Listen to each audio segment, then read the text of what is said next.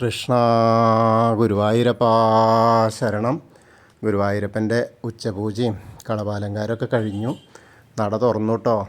അപ്പോൾ ഗുരുവായൂരപ്പനെ കാണാൻ പോകണ്ടേ. ഗുരുവായൂരപ്പൻ്റെ ചതുർബാഹുവായ വിഗ്രഹത്തിൽ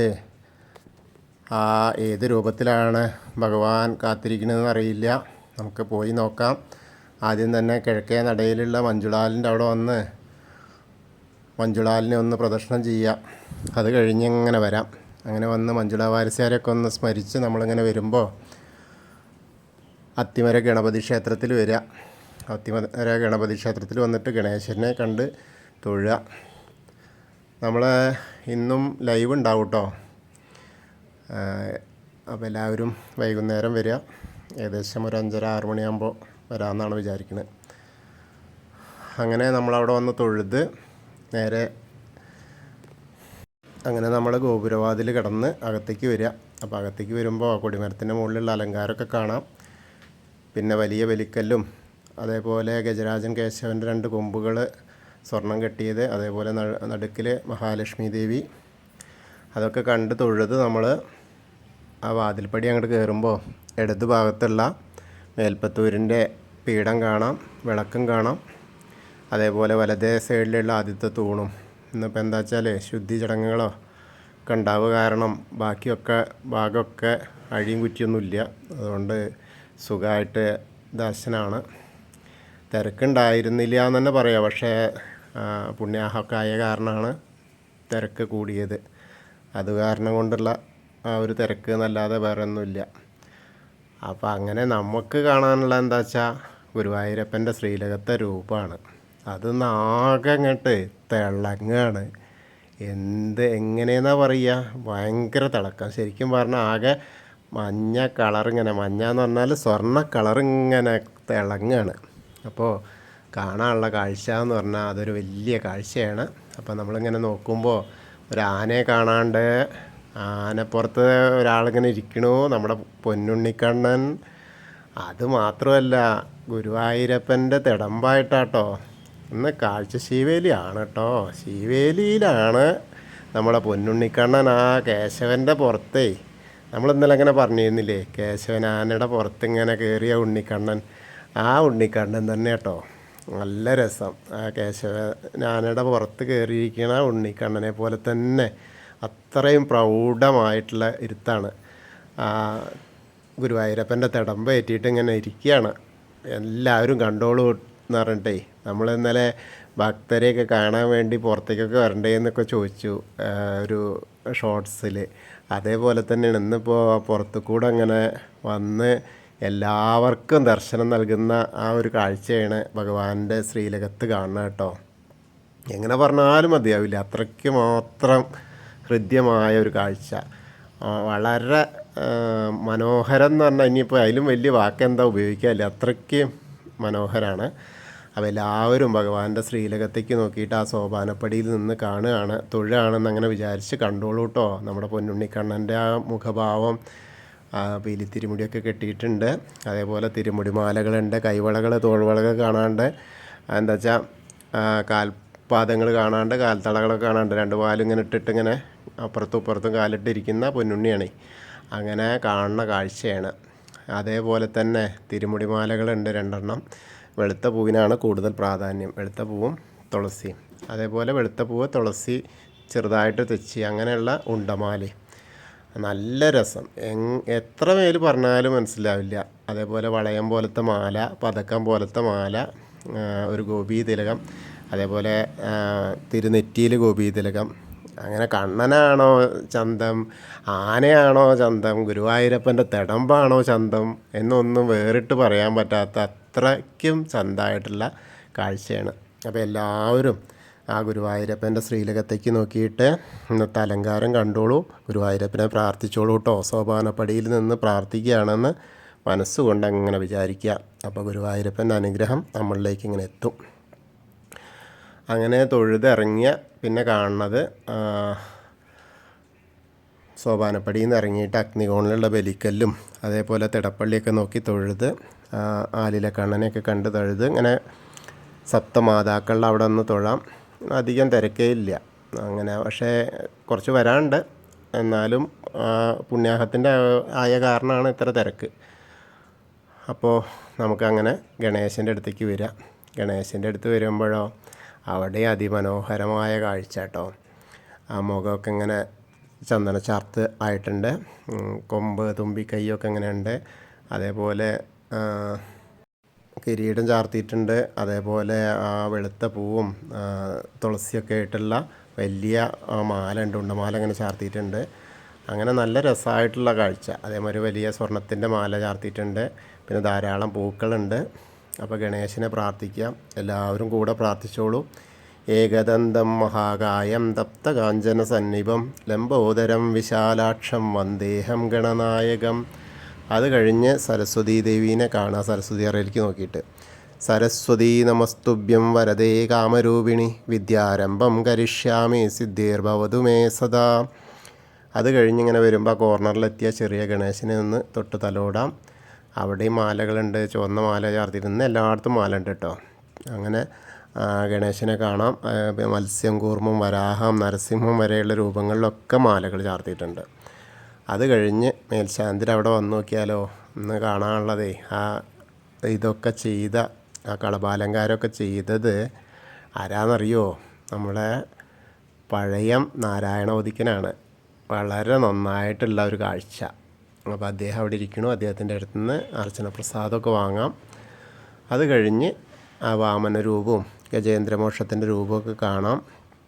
പിന്നെ ഗരുഡാരൂഢനായിരിക്കുന്ന മഹാവിഷ്ണുവിനെയൊക്കെ കണ്ട് നേരെ അനന്തശായിയായ അനന്തപത്മനാഭനെ എങ്ങനെ കാണുക വെച്ചാലോ, അതൊന്നും അതിവിശേഷം. ബ്രഹ്മാവിനൊക്കെ അങ്ങനെ വലിയ ഉണ്ടമാലകൾ ഇങ്ങനെ ചാർത്തിയിട്ട്, അതേമാതിരി മഞ്ഞ ചെണ്ടുമല്ലിയുണ്ട്, അതേപോലെ വെളുത്ത പൂവ്, താമരപ്പൂവ്, തെച്ചിപ്പൂവ് എല്ലാം കൂടി ഇങ്ങനെ നിറച്ചുകൊണ്ട് നിറയെ പൂക്കൾ, എല്ലായിടത്തും മാലകളുള്ള ദിവസം കേട്ടോ. അപ്പോൾ നമുക്ക് അനന്തപത്മനാഭസ്വാമിയെ കണ്ട് പ്രാർത്ഥിക്കാം. ആ കാൽപാദത്തിൻ്റെ അവിടെ വന്ന് പ്രാർത്ഥിച്ച് പിന്നെ ശ്രീകോവിലിൻ്റെ പുറകുവശത്ത് വന്ന് സാഷ്ടാംഗം നമസ്കരിക്കുക. നമസ്കാരമൊക്കെ കഴിഞ്ഞ് അതിൻ്റെ മുകളിലുള്ള നരസിംഹാവതാരമൂർത്തിയെ ഒന്ന് കണ്ടു തൊഴാം. പിന്നീട് നേരെ ശ്രീരാമചന്ദ്രനും ബലരാമനും ഭാർഗവരാമനും ഒക്കെ കണ്ട് തൊഴുത് കണ്ണൻ്റെ അടുത്ത് വരുമ്പോൾ അവിടെയുണ്ട് മാല. അത് കഴിഞ്ഞ് മുരുകൻ്റെ അടുത്ത് വരുമ്പോൾ ഭസ്മം കൊണ്ട് അഭിഷേകം.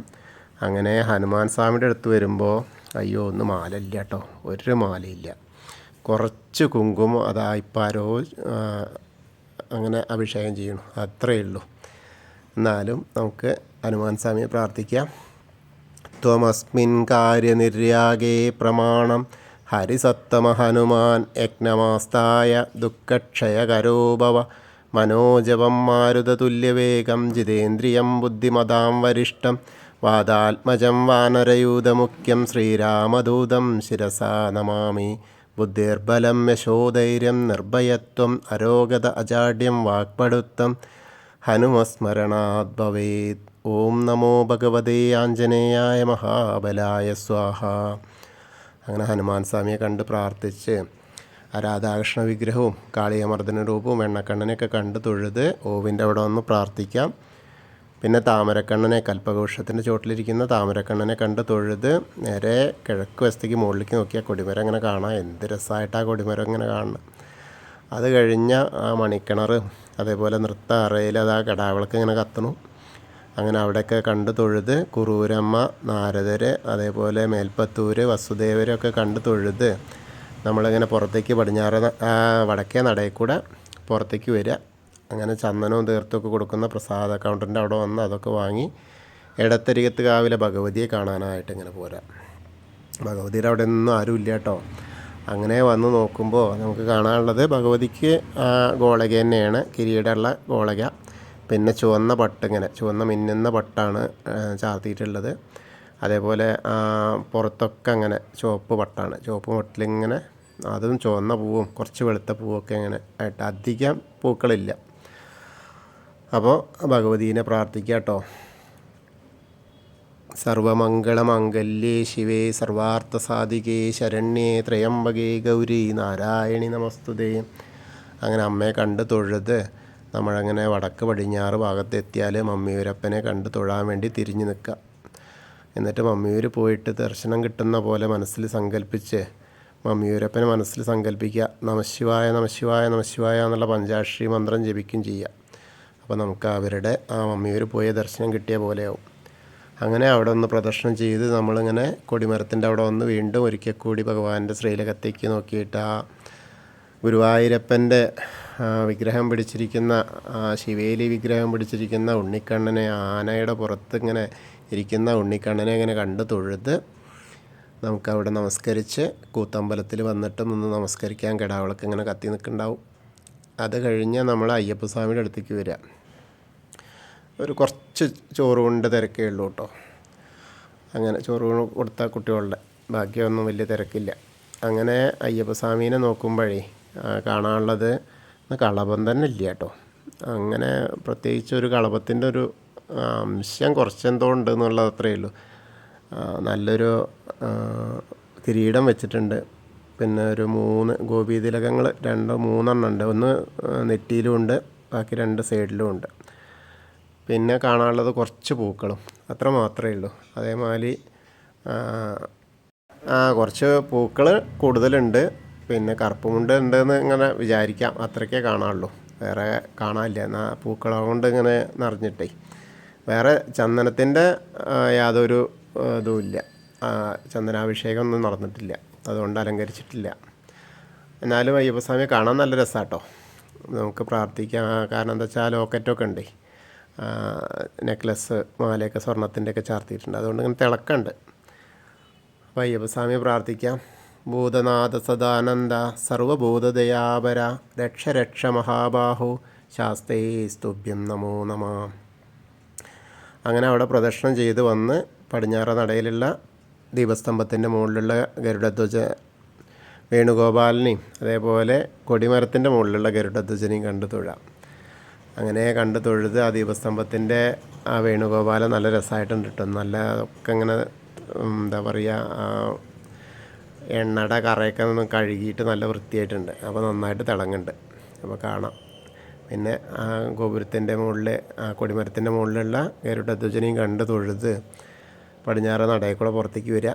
എന്നിട്ട് രുദ്രതീർത്ഥ കുളത്തെ പ്രദക്ഷിണം ചെയ്യുക. അങ്ങനെ പ്രദക്ഷിണം ചെയ്യുമ്പോൾ നടുക്കുള്ള കാളിയമർദ്ദന രൂപിയെ കണ്ട് തൊഴാം. പിന്നീട് ഇങ്ങനെ നാരായണാലയത്തിൽ വരിക. അവിടെ വന്ന ആ ഭക്തരൊക്കെ ഇങ്ങനെ നാമം ചൊല്ലണം. ആ പൂന്താനം തിരുമേനിയുടെ പൂജിച്ച വിഗ്രഹം, ആഞ്ഞം തിരുമേനിക്ക് നൽകിയ വിഗ്രഹം, അത് കണ്ട് തൊഴാം.